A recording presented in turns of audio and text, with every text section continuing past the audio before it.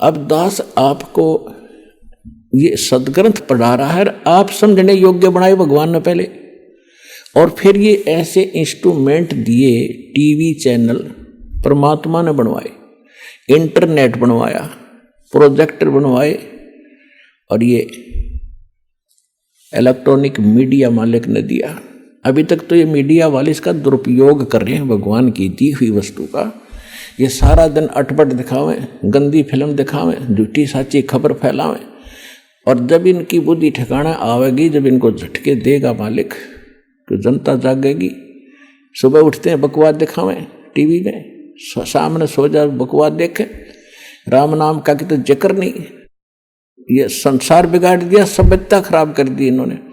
तो अब धीरे धीरे लोग उन पर प्रेशर देंगे, बकवास बंद करो और बढ़िया बात भगवान की चलाओ, बच्चों का भी भविष्य उज्जवल हो और हमें भी चैन की सांस आवे। एक तो राम नाम की कथा सुने, सुबह उठते हैं किसी टीवी चैनल पे और सुनते हैं तीन अन्य नकलियों की अटपट बक बक, उस सिर न पैर उनका, ना को परमात्मा की कथा, परमात्मा की वाणी सुन ले तो हृदय में कसक होती है। ये सारा दिन अटपट करे, सैकड़ों संत सैकड़ों चैनल बना दिए।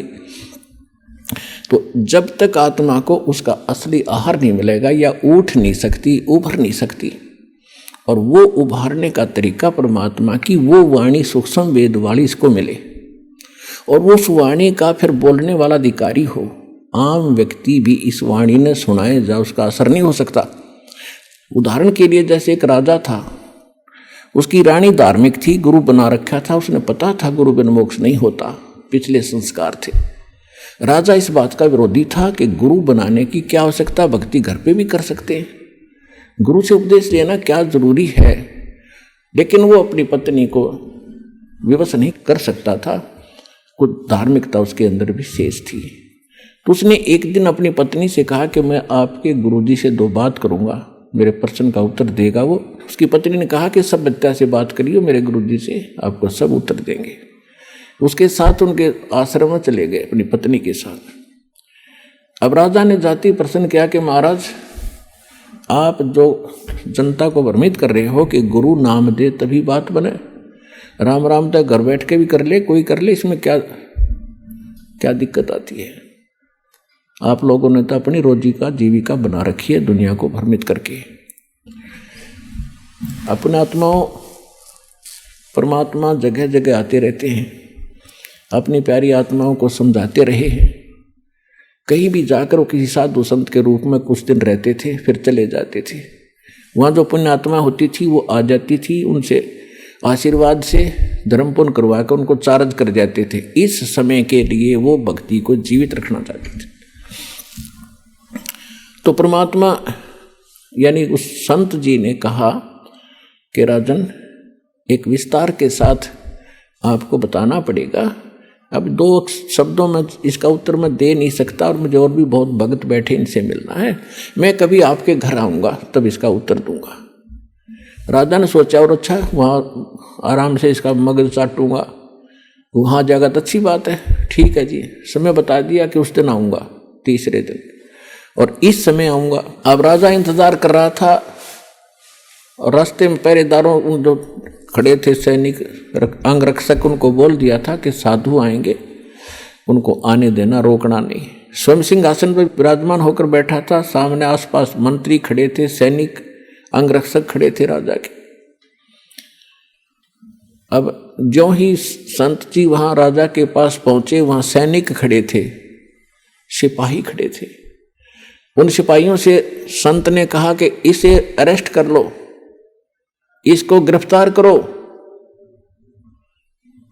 किसको? राजा को। राजा की तरफ संकेत कर रहा था कि सैनिकों, इसे गिरफ्तार करो।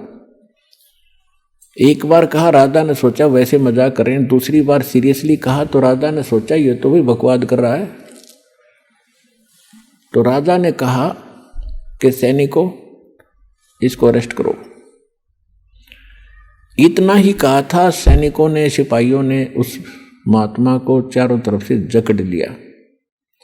अगले आदेश की इंतजार कर रहे थे कि इसका क्या करें। तब संत जी ने कहा कि महाराज, आप राजन आए अतिथि का, साधु संत का सत्कार किया करते हैं, कैसे बेइज्जती किया करते हैं। तो राजा ने कहा कि आप बात ही कुछ ऐसी कर रहे हो तो ऐसे व्यक्ति को क्या सत्कार दिया जाए, आप क्या बकवास कर रहे हो। संत जी ने कहा मैं आपके उस प्रश्न का उत्तर दे रहा हूं जो आपने परसों पूछा था मेरे आश्रम में जाके कि गुरु जी की क्या आवश्यकता है, भक्ति तो हम खुद भी कर सकते हैं।